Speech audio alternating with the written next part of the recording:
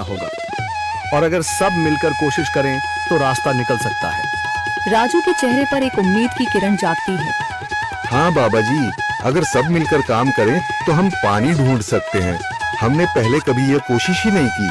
लेकिन इतनी कठिन जमीन में नया कुआं खोदना आसान नहीं। मुश्किल जरूर है, नामुमकिन नहीं। अगर हम मिलकर काम करें तो ये हो सकता है। राजू खड़ा हो जाता है, उसकी आंखों में एक नई रोशनी है। तो फिर हम कल से काम शुरू करेंगे। मैं गांव के सभी युवाओं को इकट्ठा करूंगा, हम मिलकर नया कुआं खोदेंगे। यह कहते हुए वह शामू के साथ गांव के दूसरे युवाओं को बुलाने के लिए निकल पड़ता है। कहीं दूर से गरज की हल्की सी आवाज आती है, जैसे आकाश ने उनकी उम्मीदों की गवाही दे दी हो।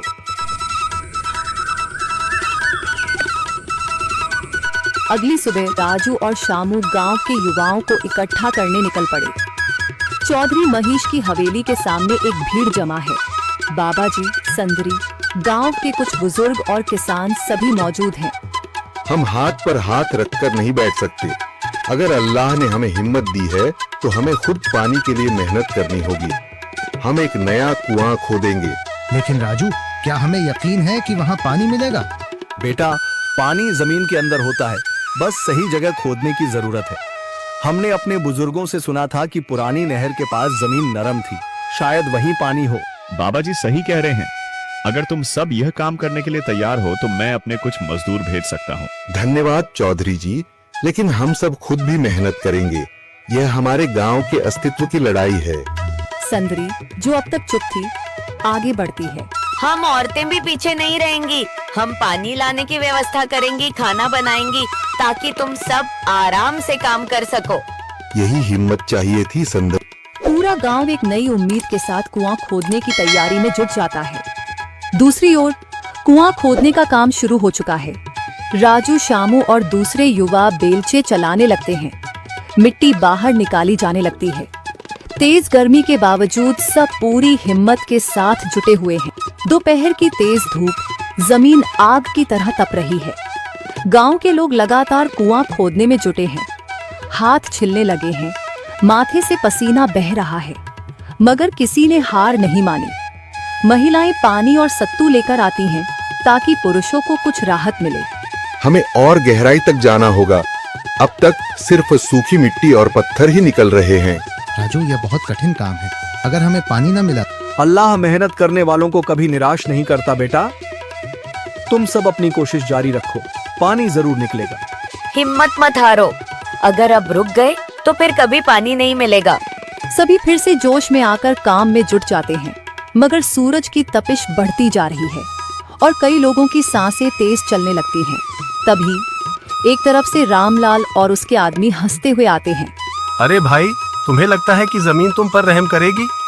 हाँ हाँ, ना समझ लोग, ये सब बेकार की मेहनत है। रामलाल, हमारा हौसला मत तोड़ो। अगर तुम मदद नहीं कर सकते तो कम से कम मजाक भी मत उड़ाओ। मदद? हाँ, मैं अपने कुएं का पानी बेच सकता हूँ, मगर मुफ्त में नहीं दूंगा। राजू सब अनसुना कर फिर काम में लग जाता है। शाम होने लगती है, लेकिन अभी तक पानी का नामो निशान नहीं। कुछ लोग मायूस होकर पीछे हटने लगते हैं।